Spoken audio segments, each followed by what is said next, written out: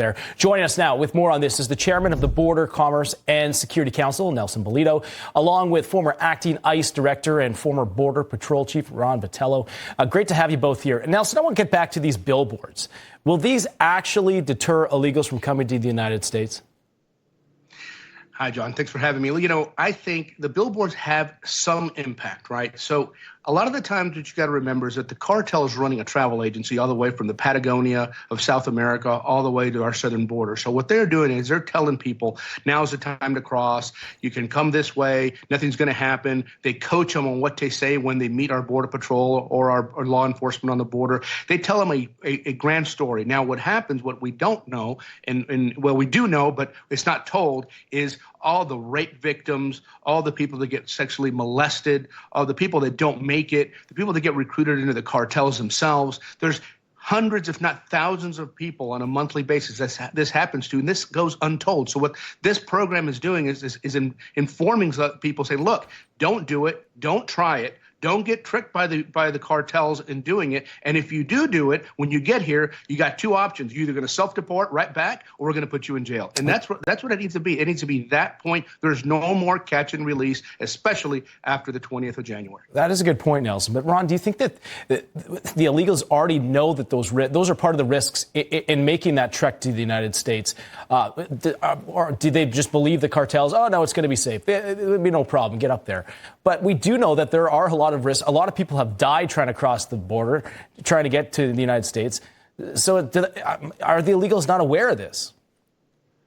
I think some come without any awareness of how dangerous the trip is and what will happen to them in the pipeline. They'll get taken advantage of by corrupt governments, and the smugglers have a line. You know, they're telling them what they want to hear. You come with us, you pay us now, we'll take you to the United States, and when you get there, the gringos are going to let you go. Because that's what's been happening under the Biden administration. The consequence for crossing the border illegally, which is a federal crime, has not been enforced by the Biden administration. 85% of all of CBP encounters are people who are being released in the United States. It's a very compelling pull factor out of the third world. And so Abbott has learned this lesson. He's set the narrative, right? They've gone after the federal government in federal court to stop some of the nonsense of the Biden administration. They built their own barriers and got sued for it. They spent, like your reporter said, $12 billion on this problem because the federal government left them in the lurch. And so Abbott is now taking on the narrative, the misinformation that the smugglers put in the heads of people who want to come here anyway. And so this is a way for us to balance, for them to balance that. And to Nelson's point,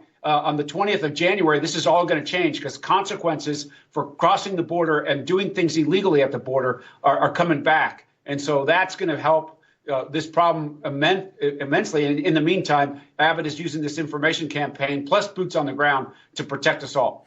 And that's the other point, too. I mean, when Trump does take office, he does want to remove a lot of these people out of the country. However, this week, several Central American countries, there's Guatemala, Honduras, El Salvador. They say that they're ill prepared to handle an influx of their own nationals and illegally immigrated to the United States to bring them back. So Venezuela also refused to bring back deported illegal aliens to the U.S. So, I mean, these countries don't want them back.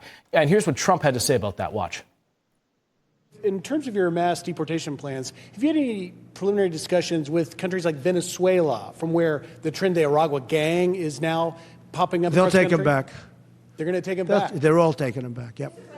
And if they don't, they'll be met very harshly economically. Okay, they'll all take them back. Nelson, do you think that they will take them back if they suffer economic consequences for it?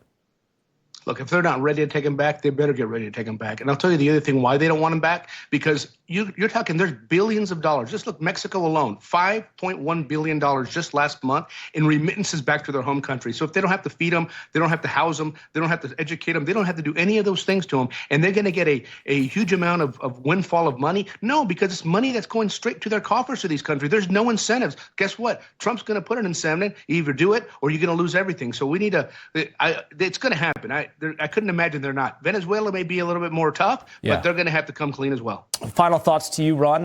Do you think that they will take them back? I agree. It's incentives. He's either going to incentivize them to do the right thing for their own people and let them be repatriated to where they belong, or he's going to use the stick And the stick is economics. The stick is, national security power. Yeah. If they want to be in the League of Nations, if they want to participate in the first world, then they're going to do they're going to do the right thing, and they're going to take their people back. All right, we'll leave it there. Thank you so much, Nelson Balido, Ron Vitiello. We appreciate you coming on. Happy holidays to you. Ron, thanks for having us. The United Healthcare CEO.